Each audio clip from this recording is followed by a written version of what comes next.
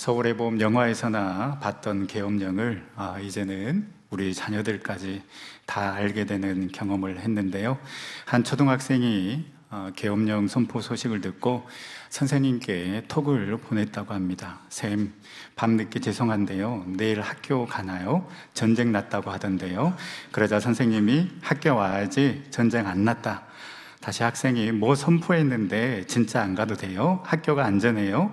이렇게 불안해하자 선생님이 이 학생을 안심시키는데요. 그러자 이내 안심하고 안녕히 주무세요 라고 이렇게 답을 했는데요. 학생을 안심시킨 선생님의 답은 글쎄 새삼스럽게 너희들이 있는 학교는 언제나 전쟁이었는데, 그리고 내일 급식 양념치킨이다. 신문 기사 제목이 비상계엄했던 초등생 달려준 선생님의 비밀 무기였습니다. 지난 화요일 저녁 대통령이 비상계엄령을 선포하는 걸 지켜보면서 디트리 보네포 목사님의 글이 생각났습니다.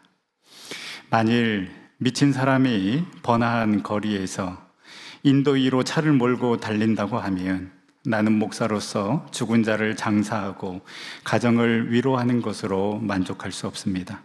내가 만일 이 장소에 있다면 뛰어덤벼들어서 그 미친 운전사에게서 핸들을 빼앗아 운전을 하지 못하도록 막아야 합니다. 엄청난 권력을 가지고 있지만 그 의회 권력 하나 가지지 못했다고 국민과 국민이 뽑은 국회의원들에게 총을 겨누는, 절대 해서는 안 되는 결정을 했다는 것, 이미 대통령으로서의 자격을 잃었다고 생각합니다. 결국 자기 안에 살리고자 국민들에게 총을 겨눈 이 상황을 어떤 국민이 이해할 수 있을까요? 하나님의 정의와 공의는 반드시 실현될 것입니다. 감추고 숨기려고 했던 것들은 반드시 드러나고, 또 국민의 반대편에 섰던 자들 또한 반드시 심판을 받게 될 것입니다. 더 이상 우리 민주주의 가치가 훼손되지 않도록 나라와 민족을 위해서 여러분 계속해서 기도해 주시길 바랍니다. 오늘은 대림절 두 번째 주일 성서 일과 본문 중 말라기서 말씀을 묵상하며 은혜를 나누고자 합니다. 이 말라기 선지자의 이름은 나의 사자라는 뜻인데요. 이 말라기 선지자가 활동했던 시기는 지도자 느헤미야가 바벨론 포로 생활을 마치고 예루살렘으로 돌아왔을 때입니다. 바벨론 포로에서 돌아온 이스라엘 백성들은 이제 우리가 이 무너진 성전만 완성되면 그 옛날의 영광, 그 솔로몬 왕이 누렸던 그 영광을 우리는 다시 회복할 수 있을 거야 라고 기대하면서 바벨론 포로에서 예루살렘으로 돌아왔지만, 그러나 성전이 완성되었어도 그런 날은 쉽사리 오지 않았습니다.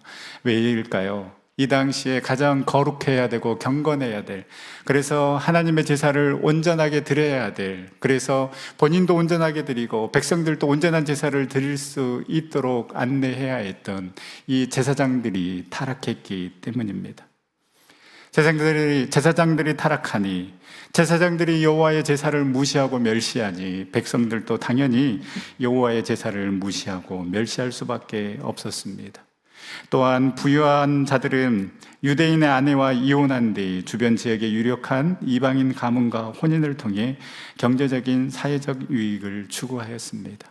그래서 오히려 과부나 고아나 나그네와 같은 그 사회적 약자들이 더욱더 가난에 빠지는, 그러나 악순환의 연속이었던 시대가 바로 말라기 선지자가 활동했던 시대였습니다. 이렇게 어려운 삶을 살아가다 보니 백성들은 그 하나님의 살아계심에 대해서, 하나님의 정의와 공의에 대해서 의문을 품기 시작했습니다. 정의의 하나님이 어디에 계시는가? 하나님이 살아계시면 왜 우리가 이러한 일들을 경험해야 하는가? 라는 질문이 터져 나올 수밖에 없었습니다.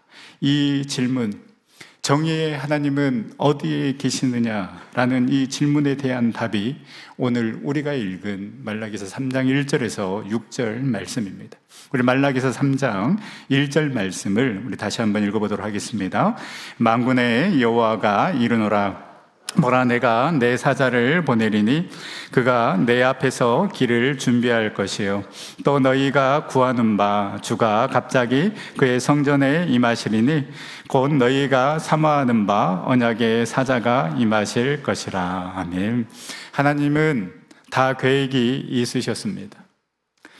이 예언의 말씀처럼 먼저 내가 내 사자를 보내리니 그가 내 앞에서 길을 준비할 것이요. 누구입니까? 세례 요한입니다.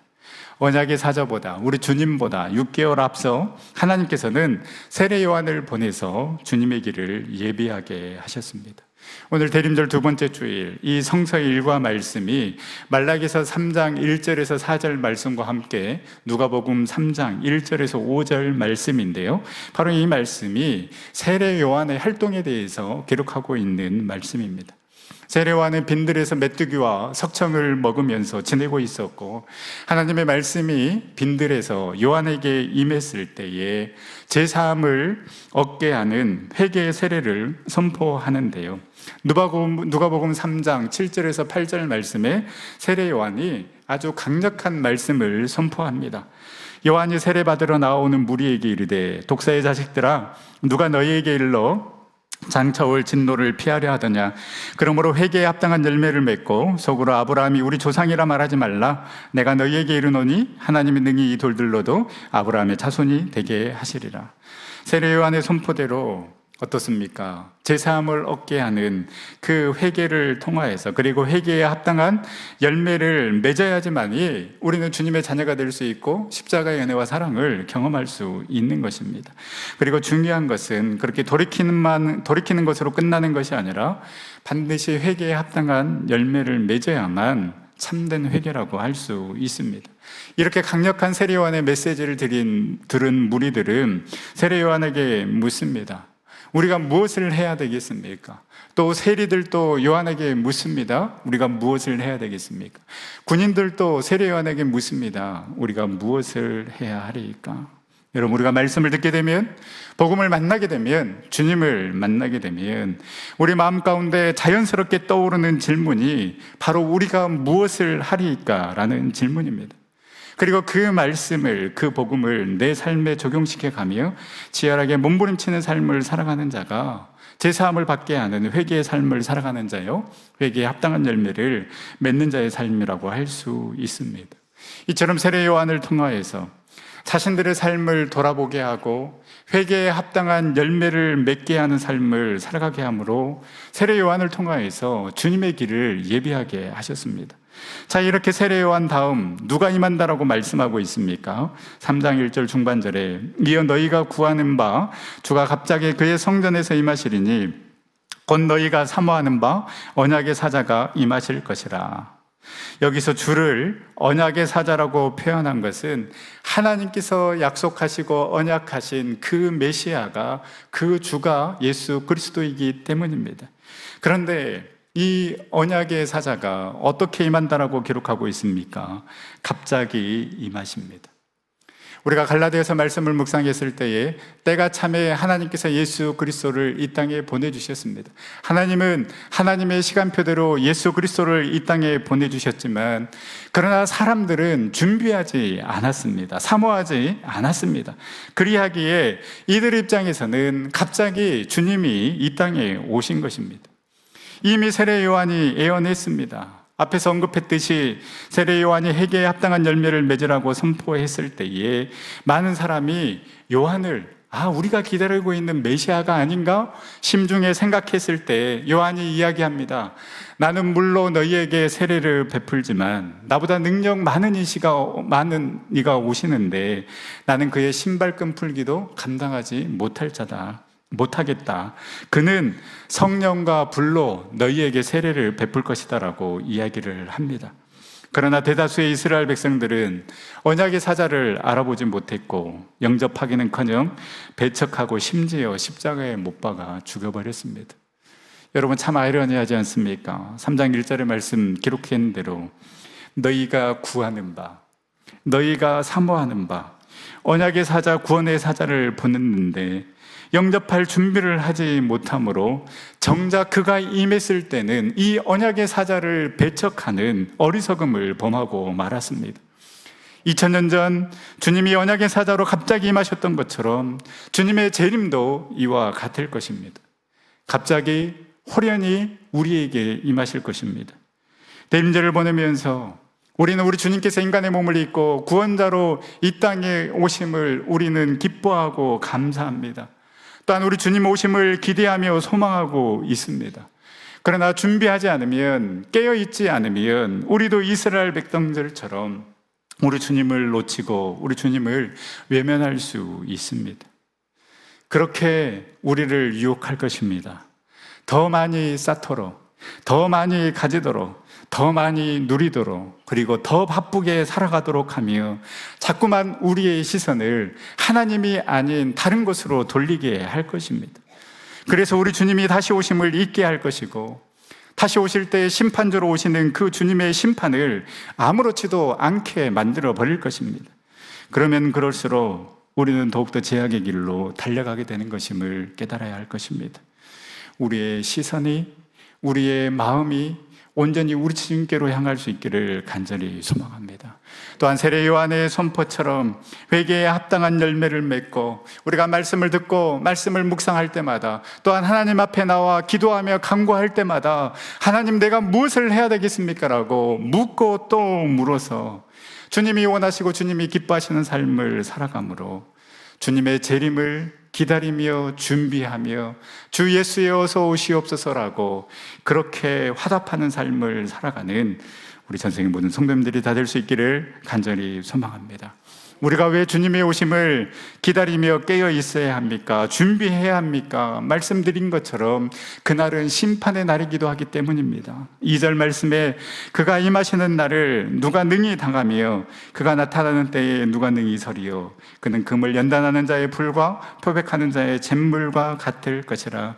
하나님께서 반드시 심판하시는데 당할 사람도 설 사람도 없다라는 것입니다. 그래서 오늘 말라기 3장 5절 말씀처럼 이렇게 악을 행하는 자들을 하나님께서는 반드시 심판하실 것이다라고 말씀하고 있는 것입니다. 그런데요, 여러분, 하나님은 무작정 심판하시는 분이 아니라 우리를 연단시키셔서 깨끗게 하시는 분이심을 3절에 이야기하고 있습니다. 그가 은을 연단하여 깨끗하게 하는 자 같이 앉아서 레위 자손을 깨끗하게 하되 금, 은같이 그들을 연단하리니 그들이 공의로운 제물을 나 여호와께 바칠 것이라. 특별히 하나님은 이 레위 자손을 깨끗게 하실 것이라고 밝히고 있는데요. 왜 이들입니까? 가장 거룩하고 경건해야 될 이들이 타락했기 때문입니다. 말라기 선지자가 활동했던 시기, 가장 거룩해야 하고 가장 하나님의 그 제사를 사모해야 될, 그래서 정말 그 백성들을 올바른 제사로 드릴 수 있도록 인도해야 될 그 제사장들조차도 타락하고 여호와의 제사를 무시하고 멸시했기 때문에 하나님께서는 먼저 이 레위 자손을 깨끗게 하실 것이다라고, 그래서 이들을 포기하지 아니하시고 마치 은과 금을 연단하여 아름다운 보석으로 다시 태어나게 하듯이 이들을 깨끗하게 하여서 온전한 제사를 드리게 하시겠다라고 말씀하고 있습니다. 왜 연단해야 됩니까? 불순물을 제거하기 위해서입니다. 은과 금이 녹지 않고 불순물이 섞인 그대로 있다라면 은과 금의 가치는 떨어질 수밖에 없습니다. 그러나 완전히 그 영광로에 들어가서 완전히 녹아서 그 안에 불순물이 제거될 때에 귀한 보석으로 쓰임받을 수 있듯이 레위 자손뿐만 아니라 주님의 재림을 기다리는 우리도 연단을 통해서 하나님께 쓰임받는 자녀들이 되어야 하는 것입니다. 잠언 17장 3절에 도가니는 은을, 풀무는 금을 연단하거니와 여호와는 마음을 연단하시느니라. 여러분, 우리의 마음은 악합니다. 이대로 놓아두면 우리는 계속해서 악한 생각, 악한 행동만 할 뿐입니다. 말라기 선지자 시대 때에 제사장들이 타락했다라면 여러분, 우리도 얼마든지 타락할 수 있는 존재들입니다. 그리하기 때문에 여러분, 우리는 연단을 받아야 합니다. 은과 금이 그 뜨거운 영광로에 들어갈 때에 불순물이 제거되고 보석이 되는 것처럼 우리도 그렇게 연단을 받아야 하는 것입니다. 사막 교부들이 지은 깨달음이라는 책이 있습니다. 그 각 주제별로 이 사막 교부들의 지혜와 영성을 볼 수 있는 책인데요. 이 책에 보면 고통에 관한 주제에서 이 싱클레티 사막 교부가 이런 말을 했습니다. 만일 당신이 의로운 자로서 고통을 당하면 거룩함에 이를 것이다. 금은 불로 정련된다. 사탄이 사자를 보내 당신 육체의 가시가 되게 한다면 기운을 돋우어 기뻐하라. 당신이 사도바울과 같은 은사를 받은 것이다. 만일 당신이 열과 추위로 고통을 당한다면 우리가 불과 물을 통행하였더니 주께서 우리를 끌어내사 풍부한 곳에 들이셨나이다 라는 말씀을 기억하라. 당신이 선한 것을 따르는 자로서 고통을 극복한다면 안식을 기대해도 좋을 것이다. 시편 기자의 고백을 따라 오직 나는 가난하고 슬프오니 라고 크게 외쳐라. 이러한 세 가지 고통이 당신을 완전하게 만들 것이다. 여러분, 모든 하나님의 백성들은 깨져야 하는 것입니다. 그리고 우리의 불순물, 즉 우리를 제약의 자리로 인도하고 하나님의 자리에 내가 앉으려고 하고 세상의 것을 통하여서 만족함을 느끼려고 하는 그 불순물들을 제거해야 합니다. 또한 우리의 자존심, 분노, 시기, 고집 등도 제거되어야 할 우리의 본성들입니다. 그래야기에 하나님께서는 그 은과 금을 연단하시듯 우리를 연단하십니다. 그때 우리가 불평하는 것이 아니라 욥의 고백처럼 나를 단련하여 나를 연단하여 정금과 같이 나오게 하실 그 주님의 다루심을 기대하며 나아가는 저와 여러분들이 될 수 있기를 간절히 소망합니다. 어떤 어려움 가운데 있습니까? 어떤 고통 가운데 있습니까? 그냥 나의 고통으로만 생각하지 마시고 하나님께서 나의 불순물을 제거하기 위해 하나님께서 일하시고 계시는구나, 그렇게 생각하며 내 안에 있는 그 불순물을 제거할 때에 정금과 같이 저와 여러분들을 세우시고 정말로 이루게 하실 그 하나님의 놀라운 은혜를 기대하며 나아갈 수 있기를 간절히 소망합니다. 이렇게 우리가 단련하여 불순물이 제거되고 온전한 하나님의 사람이 되어 하나님 앞에 나아갈 때에 우리는 어떤 삶을 살아가게 됩니까? 4절에 그때 유다와 예루살렘의 봉헌물이 옛날과 고대와 같이 나 여호와께 기쁨이 되려니와, 비로소 하나님의 기쁨이 되는 자의 삶을 살아갈 수 있는 것입니다. 하나님이 원하시는 제사를 드리고 하나님이 원하시는 삶을 살아갈 수 있는 것입니다. 이 얼마나 큰 축복입니까? 우리의 불순물이 제거되어서 하나님이 우리를 연단할 때에 기꺼이 그 연단에 순종하고 하나님의 뜻을 묻고 깨달음으로 말미암아 우리의 불순물이 제거되고 그 불순물이 제거될 때에 비로소 하나님이 원하시는 삶, 하나님이 기뻐하시는 삶을 살아갈 수 있게 된다라는 것입니다. 불순물, 장애물이 제거되니 하나님과의 관계가 회복되어 하나님께 기쁨이 되는 삶을 살아갈 수 있게 되는 것입니다. 말씀을 마치겠습니다. 대림절 둘째 주일, 아기 예수님의 탄생이 2000년 전 유대 땅에서 이루어졌다면 다시 오실 주님을 맞이할 수 있는 그 간절함과 소망이 우리에게도 있기를 간절히 소망합니다. 그 기다림의 세례 요한처럼 그냥 우리가 마당만 왔다 갔다 하는 그러한 경건의 모양만 있고 경건의 능력은 없는 그러한 신앙인이 아니라 세례 요한의 선포처럼 회개에 합당한 열매를 맺고, 주님, 우리가 무엇을 해야 되겠습니까? 내가 말씀대로 살아가겠습니다, 말씀대로 순종하겠습니다라고 그렇게 결단하며 주님의 길을 예배하는 자가 될 수 있기를 소망합니다. 또한 언약의 사자가 갑자기 그 이스라엘 백성들에게 인간의 몸에 입고 이 땅에 오셨던 것처럼 우리 주님의 재림도 갑자기 호련히 임하게 될 것입니다. 그때 우리 당황하거나 두려워하지 말고 기쁨으로 우리 주님을 맞이할 수 있어야 하지 않겠습니까? 또한 우리가 주님의 연단에 기꺼이 따르며 우리의 불순물을 온전히 제거하고 거룩한 백성이 되어 하나님의 기쁨이 되는 삶을 살아가는 우리 전생의 모든 성도님들 다 될 수 있기를 간절히 소망합니다. 우리 시간 함께 찬양하며 기도 자리로 나아갈 때에 주님, 우리가 주님 오심을 기다리며 거룩하고 깨끗한 자 되어서 온전히 주님의 기쁨이 되는 삶을 살아가게 하여 주시옵소서. 세상이 우리의 기쁨이 되지 않게 하여 주시고 오직 구원자 되시며 우리의 소망 되신 그 주님이 우리의 참된 기쁨이 되어질 수 있도록 인도해 달라고 우리 결단하며 함께 찬양하며 기도 자리로 나가도록 하겠습니다.